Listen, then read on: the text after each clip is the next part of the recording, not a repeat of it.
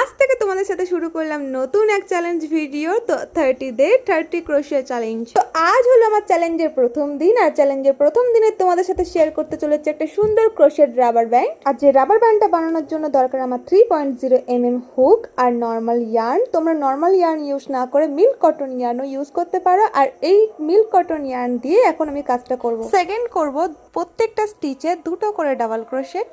First যখন single crochet করে rubber ব্যান্ডটা cover up করবে তখন একটা জিনিস লক্ষ্য রাখবে যে রাবার ব্যান্ডটা যেন বাইরে থেকে একদম দেখা না যায়, যাতে টেনে টেনে করতে লাগে। হোয়াইটের পর আমি একটা হালকা বেবি পিঙ্ক কালারের ইয়ার্ন দিচ্ছি, আর এই বেবি পিঙ্ক কালারের ইয়ার্নটা দিয়েও একই প্রসেসে প্রত্যেকটা স্টিচে দুটো করে ডাবল ক্রোশেট করে আবারও কভার আপ করে নেব। তো বুঝতে পারছো আমি কটা লেয়ার দিলাম। প্রথমে সিঙ্গেল ক্রোশেট করে সাদা ইয়ার্ন দিয়ে পুরো রাবার ব্যান্ডটা কভার আপ করে নিয়েছি, তারপর আমি আবার একটা সাদা লেয়ার দিয়েছি, তারপর হালকা পিঙ্ক কালার দিয়ে একটা লেয়ার দিয়েছি।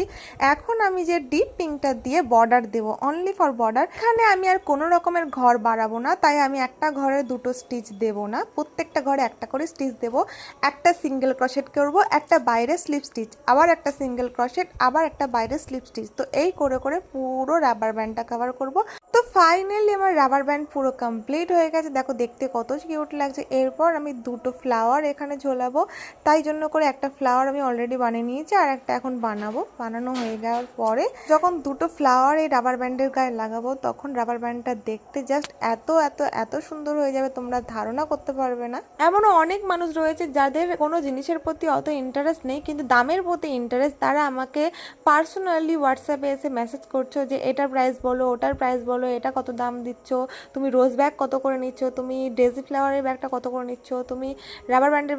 তারপর যখন বললাম যে তুমি কী কী নিতে চাও বলো, তখন বললো আমি নিতে চাই না, আমি আমি আমি বানাই, তো আমি তাই দামগুলো জানতে চাইছি। তোমরা প্লিজ কেন এরকমই করো বলো তো? মাথা গরম হয়ে যায় এইসব বিষয়গুলো আমার। তারপরেও আমি যথাসাধ্য চেষ্টা করি তাদের সাথে ভালো ব্যবহার করার। কারোর সাথে যদি আমি কোনো রকমভাবে খারাপ ব্যবহার করি, তারা আমাকে ফেসবুকে এসে কমেন্ট করে বলতে পারো যে আমার সাথে তুমি খারাপ ব্যবহার করেছো। আমি এমন কোনো ব্যক্তি নেই, সিঙ্গেল ব্যক্তি নেই যে যার সাথে আমি খারাপ ব্যবহার করেছি। এগুলোও এক রকমের ধৈর্যের পরীক্ষা। ভগবান আমাকে আর কোন কোন পরীক্ষায় নেবে ভগবান জানে। আমি কিন্তু কোনোটারই ফর্ম ফিল আপ করিনি, অ্যাডমিটও পাইনি। বিনা অ্যাডমিটে আর বিনা ফর্ম ফিল আপে আমি পরীক্ষার পর পরীক্ষা দিয়ে যাচ্ছি। প্লিজ ভগবান এবার মুক্তি দাও আমার এই পরীক্ষা থেকে। আমি আর পরীক্ষা দিতে চাই না, আমার ভালো লাগছে না। খুব সুন্দর করে আমার এই কিউট রাবার ব্যান্ডে কিউট কিউট দুটো ফ্লাওয়ার অ্যাটাচ করে দিয়েছি, আর ফ্লাওয়ারগুলো অ্যাটাচ করার পর এখানে আমি একটা বো বানিয়ে দেবো সুতোটা দিয়ে। আর বোটা বানানোর পর রাবার ব্যান্ডটা এত এত এত সুন্দর লাগে কি বলবো, আমি নিজেই চোখ ফেরাতে পারছি না।